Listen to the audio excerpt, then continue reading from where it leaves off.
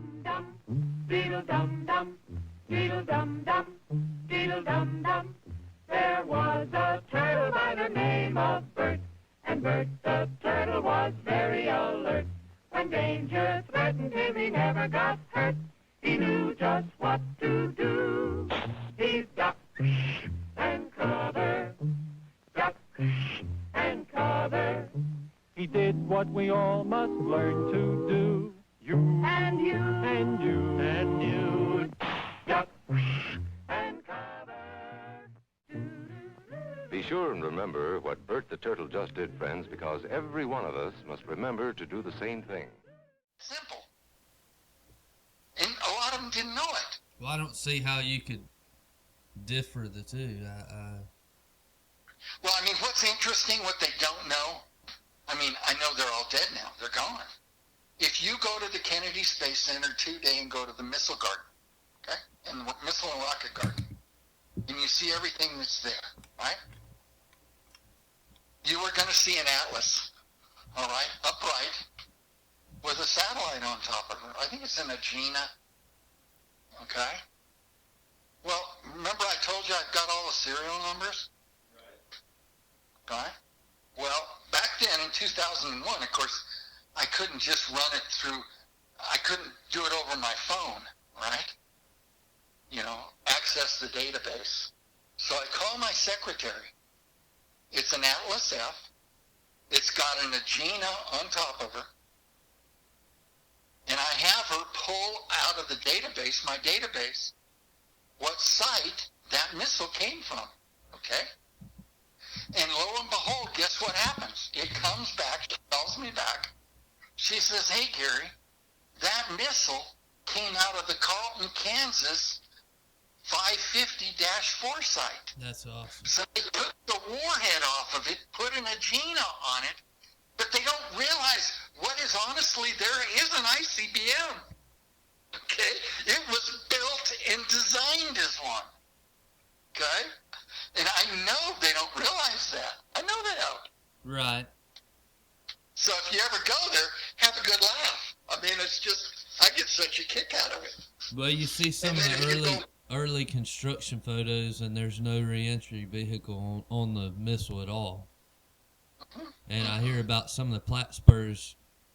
I don't know that a couple never had RVs, or they barely had RVs during their period. You know, they got an RV at the very end of the last few months of their operational. I don't know. I mean, you're going to hear a lot of things. I've heard the explosive bolts, they call them squibs, that connected the Atlas F to the launch platform. With enough pressure on liftoff, enough force coming off those engines, right? Those explosive bolts would blow, and the Atlas F would lift off from the launch platform, okay? Right. I've heard here at one of the reunions years ago, Phil Moore is with me, and I'm going to Phil as we're going to dinner. I'm saying that, you know, I talked to this one guy, and he made the comment. He says, look, he said, there's no way those bolts would have even come off. This was all a charade. Okay? And Phil goes to me, that's horseshit here. Absolutely. He said, I'm telling you, that's not true, man. Those missiles would have gone. The problem of all of our accidents always occurred when we were detanking them, was after the simulated launch. It wasn't to launch them. Right. It was the end, bringing them back down. So I don't, you know, I just, hey. And if you go to the Space and Rocket Museum in Huntsville, you're going to see they've got an Atlas on a trailer. It's the only Atlas trailer left in America. Damn. I talked them into it, and they let me climb around it. I shot 600 photographs. Is that what they called an erector, or was it just a transport trailer? No, it was just their trailer, but it was designed. You remember that for some of them, for the D's and the E's, that it would come in if it was launched from a gantry. It was designed to reach over and grab the upper portion of it and raise it right up and put it in position. Damn. So, I mean, there was talk there was one of the missiles trailers that was in Sweetwater, Texas. Uh-huh. But I don't know. They said then it was cut up and changed. And, I mean, the thing I liked about it, you honestly got to see what it really, an original looked like. Right. So, you saw the little car where the guy sat in it. And I mean, he had to be tiny to get in there. In the rear? Yeah. Yeah. Because it had rear steering. It was so long. Yeah.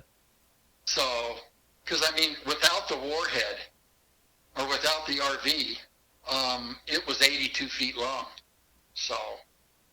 Yeah, I've heard about things, at least at Plattsburgh, some of the roads had to be reconfigured to get the missile actually to the site.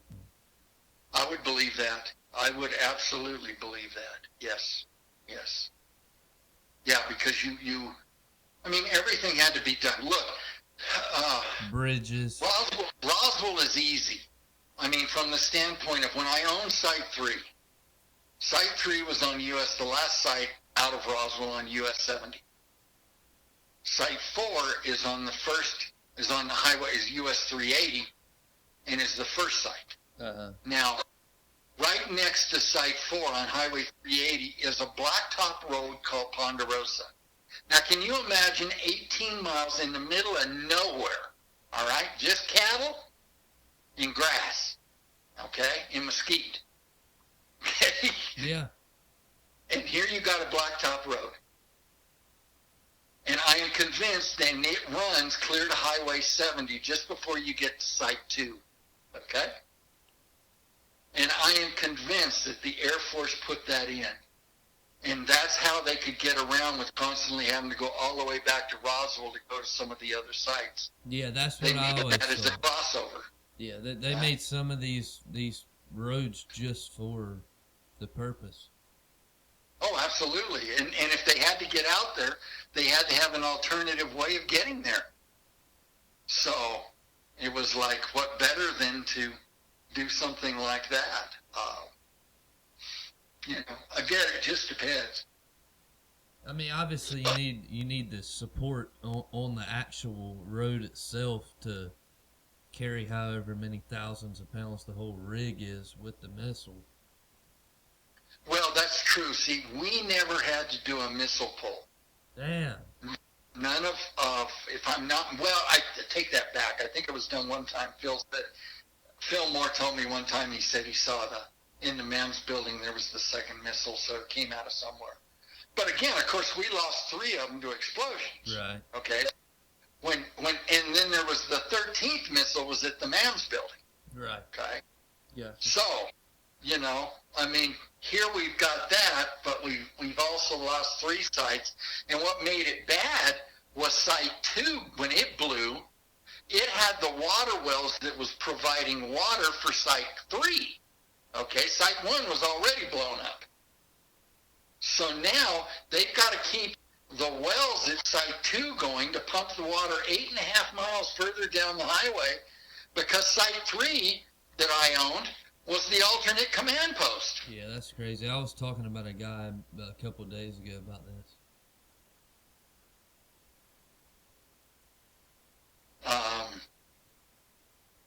I mean, it had the second launch console. I gave it to the museum out at Walker, out at the base.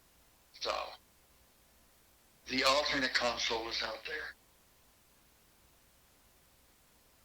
That's just crazy how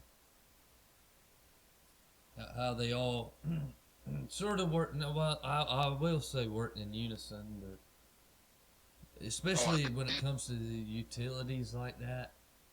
I mean, there's nothing else out there at the time in between these Well, sites. most all of the other sites, Bryce, squadrons. There was always a little town named after the site. Mm-hmm. Okay. It's just like your last one of Clyde. Yeah. Okay. All right. I talked with the guy when it was owned by the school district. Okay. I talked to the superintendent out there. I mean, my God, this has been 20-some years ago. When the school district, it was the bus barn where Yeah. they did the work on the buses.